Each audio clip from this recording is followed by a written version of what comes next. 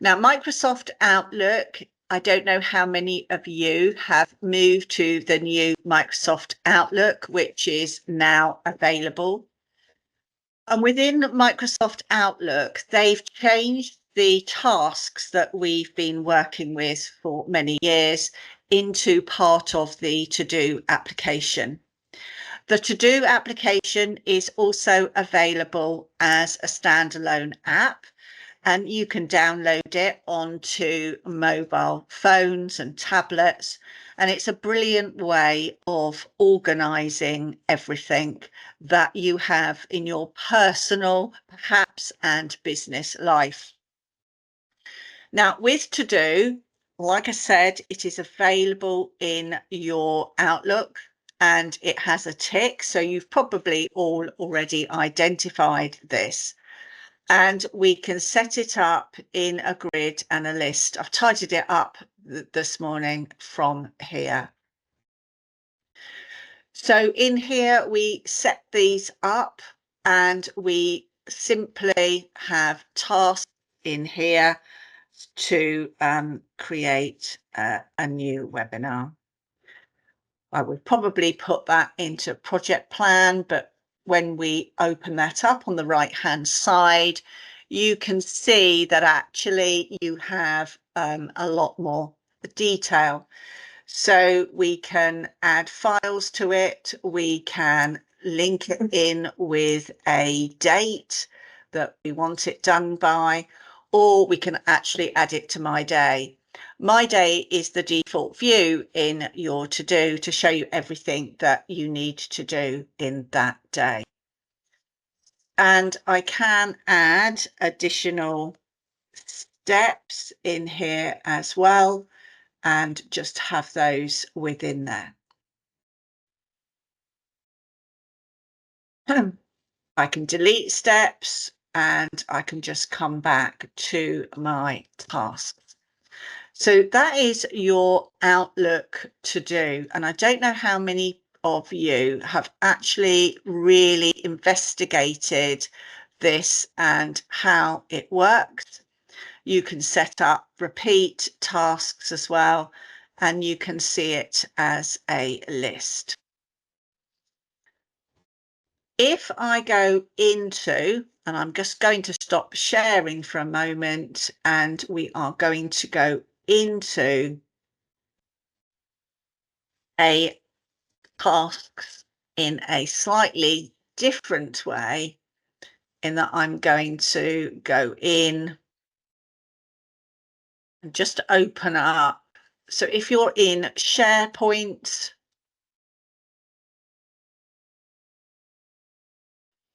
or any of your apps, you have a option of going into your To Do from inside all your apps. So let me go into my To Do like that. So remember, it's standalone. And in here, we can manage all our to-dos.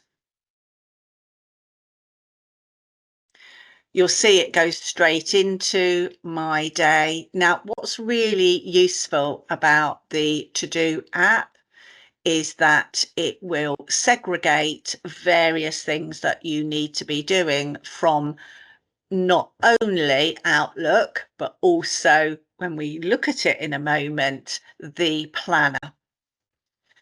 So I've got my own tasks sitting down here, which are the tasks that you saw that I entered into Outlook. I've got my day. I've got anything I've marked important and planned, all my tasks, anything that's been assigned to me, and all my flagged email, all in one place. So I highly recommend that you utilize To Do, and you can, as I said, access it single app online through your Microsoft 365 account, or download it on your phone and tablets. Down the bottom here, you'll also see that there is the opportunity to set up lists. And you'll see by this icon here that you can actually share them with other people. So you feel that your tasks are personal to you. You can actually set up a list and share it with other people in your organization. And you can sort of mark tasks off between yourselves as well. So that is your Outlook and then your To-Do app. So what we're going to do next is I'm going to navigate to my Teams. Now, Planner is an option within my 365 account. I can open it standalone, or I can associate it with a team. In this demonstration, for a moment, I am going to show you I have a demo team that we use for showing people the versatility of using Microsoft Teams and how it can really revolutionize and help you organize your work in a much more cohesive way. Teams is something that many people use, but often you find that people are using chat and calls and not necessarily setting up Teams. If you do, that's fantastic. And it can certainly help with your filing, which is actually sitting over a SharePoint site. There's a little bit more technical information goes on behind the scenes, like when you set up a team, it sets up a group, and you have all this functionality within a group, and it manages permissions so much easier than it does in a granular way. So we have our demo site here, and up here I have a webinar planner. Now I could press my plus sign and select Planner. You can also select Planner from the 365 9 dots or waffle in the top left-hand side when you're logged into Office 365, SharePoint and anything like that. So you'll see it's just saying get organized. The beauty about creating a planner within Teams is that the permissions for that planner are already identified by the people that have access to that team. So you don't need to worry about sharing it or anything once you have it set up. So I'm just going to quickly look at this one, which it says project management. These are just templates that are available for you. And of course, you can just create your own. The templates really just give you some ideas on that. Now, we're going to start off with basic, because one of the things that I wanted to do today was to highlight the difference between the basic planner and the premium planner.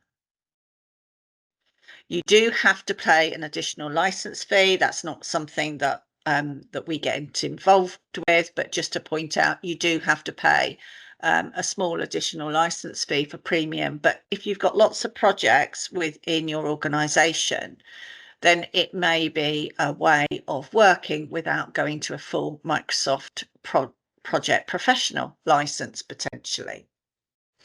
So I'm going to use this template, and it's just saying where it's sitting, where it's associated with. Like I said, the permissions will automatically be assigned because I've created it within a team that I already have my members for. And what this does is it creates, like they call a Kanban board. So if you imagine a whiteboard in your office with maybe sticky notes all over it and saying all the things that you need to do in your project plan, that's how this is created. And it uses something called buckets, and the buckets are along the top here. And by using a template, the buckets are already created. If we created a completely blank planner, no buckets will be created and we have to design them and set them up ourselves. It starts off with a simple to-do one and you just create all the headings. One of the nice things about these cards, as they're called, is they can simply be dragged and dropped into the different buckets, which will automatically update the bucket that it sits in, and it will relate to executing now. If I move it back, it will update that to be sitting in the planning. Each one of these cards is a task, and you can keep it a really simple task, or you can make it much more extensive by filling in the checklist, attaching files, and having comments. So I'm going to just do create webinar again. So we have a webinar at the end of every month. And the next one's going to be on Power BI. So I might want to decide when I want to start looking at that, which is probably going to be about here. And I can assign it to any of my team members that are actually in that particular team. So I add my task and it shows me who that task is assigned to. You can assign to more than one person if you like. And when I click it, it opens up the card, which gives me much more information about the project itself, the task itself. A couple of things to point out here. We've got due dates, we've got start dates. We can have in this basic planner repeating tasks. And we can put notes, we can put options in here. So you can build a checklist, which you can decide whether or not is displayed on that card. You can add attachments. And what is really beneficial with Planner is that the comments box allows you to send to the team updates and information about that particular task as you fill it in, and that will store that information. And then you've got a subdivision of colour schemes, if you like, as well. We don't save anything. Just looking at the planner, just managing your tasks is a really good step forward from maybe when you used to do. If you're working in a team, it can be a lot easier to manage like this, and you can tick various items off.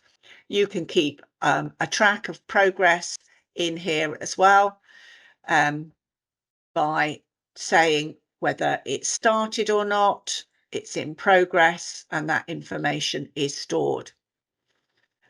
What it also does that is really great is that you can look at it in a grid fashion, and you can also look at it in a fashion of the calendars where it's scheduled. We can see the dates down here, and the charts are useful when you're looking at a planner and saying how much has actually been done, where are we with everything, how's things going on. And another thing here is we can actually change the way that we look at things. So we can actually say, right, show me all the tasks by person. Now, when you have a look at the top, we have these additional functions in here called a timeline and people.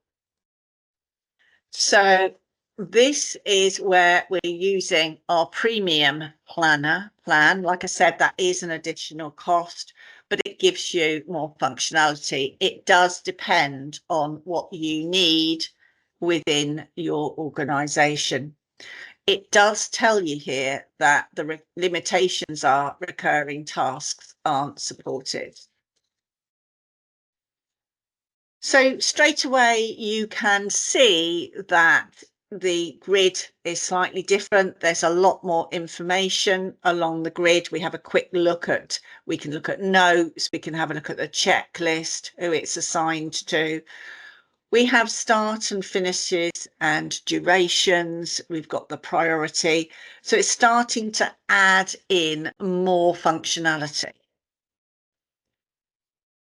We have still got the ability to look at it exactly the same as the other one in the Kanban type view, the board view, and our timeline as well.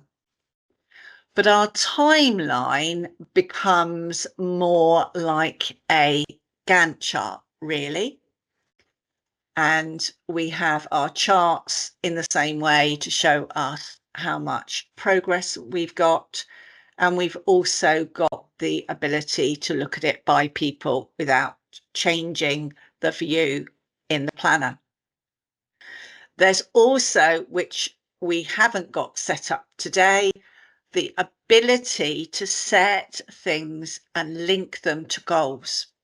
Now, goals is associated with your reporting, and most companies will have goals for individuals, for projects, for tasks, and you can set up and report against your particular goals. And it could be relating to how many hours you're spending on a project, or how much financially something is being costed. So they're really useful, and that's a useful addition. If I look at these tasks now, we're starting to get a little bit more functionality in here.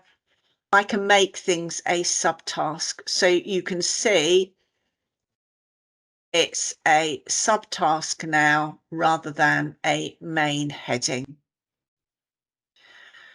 And once we start building our project, we can utilize later on the dependencies.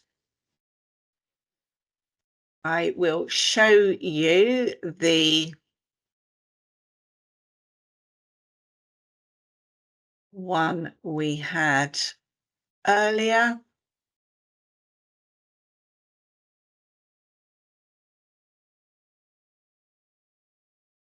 And you can start to see that dependencies like a project plan can be built into Planner Freemium. So the fact that you can assign tasks to people, what would be quite interesting is if in chat you can note if any of you use Planner at the moment. Just put, yes, I use Planner, or not. And the fact that we can start making it more of a project plan on a basic, in a basic way. Because something like, so Vicky uses it, fantastic. And do you use the premium one, Vicky? Have you started to look at that yet?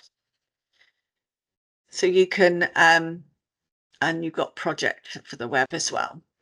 So obviously, if you want to go to it, it is something that you would need to go with your IT department and discuss. And Asha is using Trello, which of course is outside of the Microsoft 365 ecosystem. And if you're spending money on Trello and you have a Microsoft 365 license, it could be something that is worth looking at. And Stuart, hello. I can see you said you use it in a basic way. But if it's managed properly, like I said, you can really manage the assignments. People will get emails. It's all connected through the whole Microsoft 365 ecosystem, and everybody can be updated on everything. So just while I change screens, normally I like to stick into one application, but today I'm switching between them so that I can look at the various options. So it'd be quite interesting, actually, Vicky, Loisa, you are using Project for the Web. How are you finding Project for the Web? So if you have the right licenses, again, of course, there are license implications with some of these additional functionalities. I say it's not anything that we sell. We just work with the training and the consultancy. You have a plan one license. Okay. So Project on the Web is a useful addition, and you'll see it looks very much like Planner. Again, it can be shared. It doesn't work in exactly the same way as the planner groups. There's a slight different way that that's set up. What is interesting about the project is that the underlying data is actually stored in a different place to everything else that we've looked at so far. So within the Microsoft 365 ecosystem that we talk about, there is a database functionality sat in there called Dataverse. And Dataverse stores data information. Microsoft Dynamics, that you may have heard of, will use some of that Dataverse for storing things like customer information. And for those of you who have looked at applications such as Microsoft Power Apps, again, the data is often sitting in the Dataverse. It's a way of moving forward and having central data tables stored that everybody within a company can have access to. The earlier that you can start organizing your data in central ways is obviously going to be better long term. And then reporting is a lot easier because everybody's reporting from key tables the same. So this is a project on the web, and it enables us to set up. Like I said, at this stage, it really looks very similar to our other one, and we can start setting up. We can insert tasks, we can copy a link to a task, we can make it another subtask, and we really can start utilizing the project management side of things.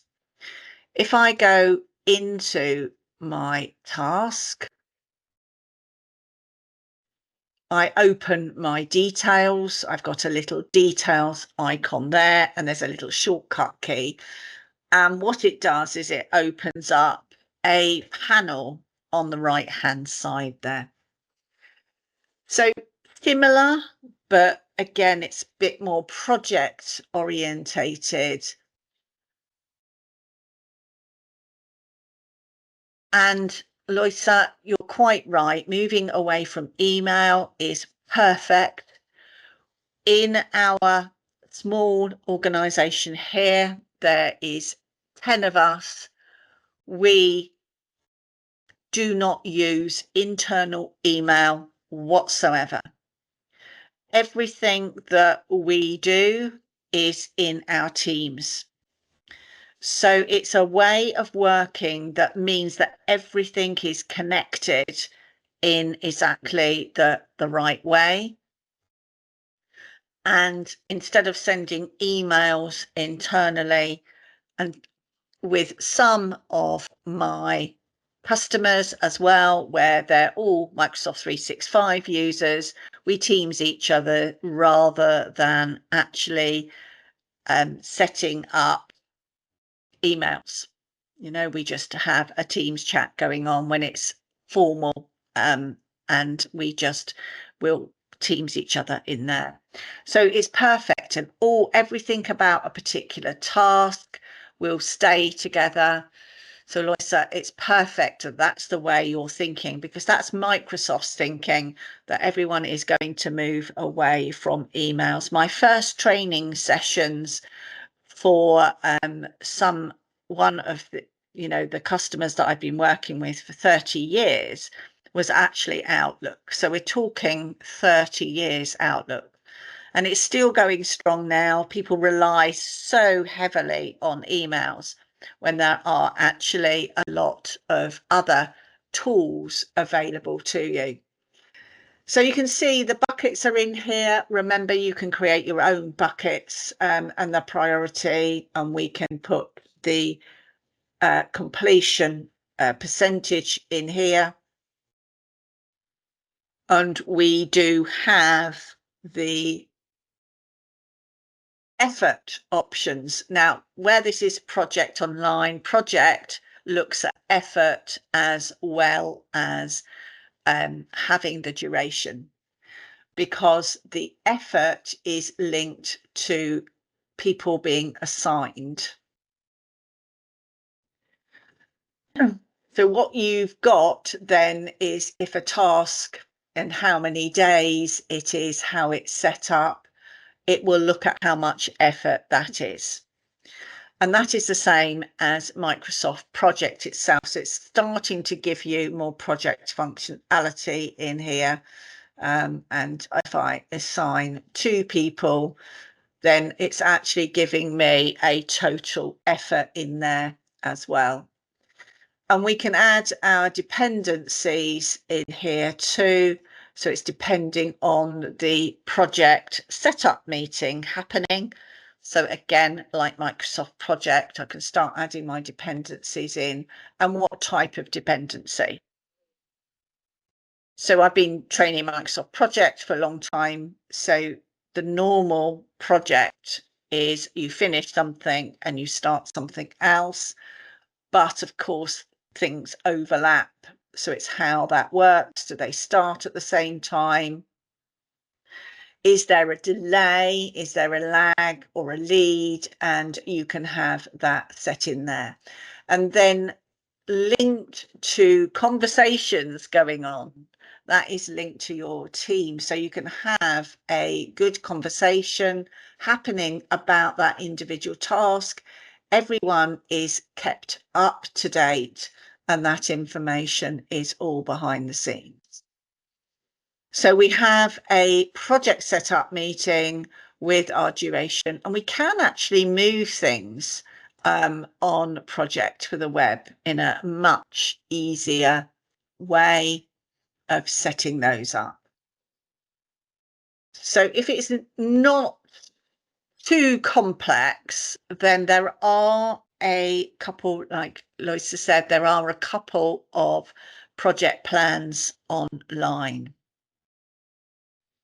So it might be that that's suitable for you. And I'm just going to remind you of the main project software, which is Microsoft Professional. This, of course, has a much higher license cost.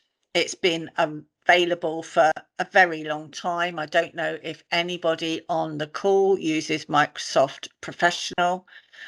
It's used by organisations for construction plans, for sort of managing much more extensive projects. With Microsoft Project, it has the ability to set up reports, and we can also have timelines, and it can be set up in whatever way that you want to. It's quite versatile, and you can add resources to it. The benefit of Project Online is that the resources are all integral into your 365 account. This is a little bit more standalone, but we certainly can set up tasks and subtasks in here. So if your project plans aren't really extensive, you may think about moving to Project on the Web, which you can do. If they're extensive, you can see they're allocated to resources. Just a few things about Microsoft projects then. One thing that I will just take that bar away. You can set tasks up so that they are automatically scheduled or manually scheduled. If they're automatically scheduled and they are linked together, if something changes, the whole program will automatically move. And that's done in the project window. Most of the things that we are doing can be done in the web depending on which plan. So I can just move the entire project to start in July, and the whole thing will just move really easily in this application. One of the key things about Microsoft Project is setting up your tasks, the same with Online, the same with Planner, identifying who is going to be doing them, and it can simply just be the name of a resource that you set up. It doesn't necessarily link to an individual. You can set up timelines and you can view the project in various different ways. The timeline is an area that you can set up like this that just sits across the top, and it can be a way of updating people with progress in a little less extensive way than the detailed way in here. So I don't know if anyone's got any questions around Microsoft Project itself. Obviously, there's a lot to it, and I'm just picking out some of the key things. There's all different type of tasks that you can set up. You can view your program or project in various different ways, and you can build costing into this one. So this is where it's slightly more extensive. We can actually cost out people, we can cost out materials, and then if things change, we can see the impact on that. One thing to note, both with this and with the project on the web, they allow you to set up baselines. And baselines are just a way of saving the program so that you can see if your project slips against the original baseline. So if you see a baseline anywhere and you use this software or on the web, I recommend that you save it, because at some point you can go back to it and say, okay, what was the end point with this project or program? And where am I? How far am I from the original? So you just set up baselines in here, and it literally will copy the program and copies all the data from the project so that you have a baseline copy of all of these columns. So you have a baseline duration, a baseline start date, and a baseline finish date. So what you can do is you can compare the baseline start date to the actual start date. Okay, so we've set it up for the 45 minutes. It will be useful if you could all put a note in here to see if there's anything that you've picked up from today, anything that you would like to explore any further. We're going to do any other sessions. If it's given you any thoughts about moving over from to-do to planner, whether you're going to incorporate both of them.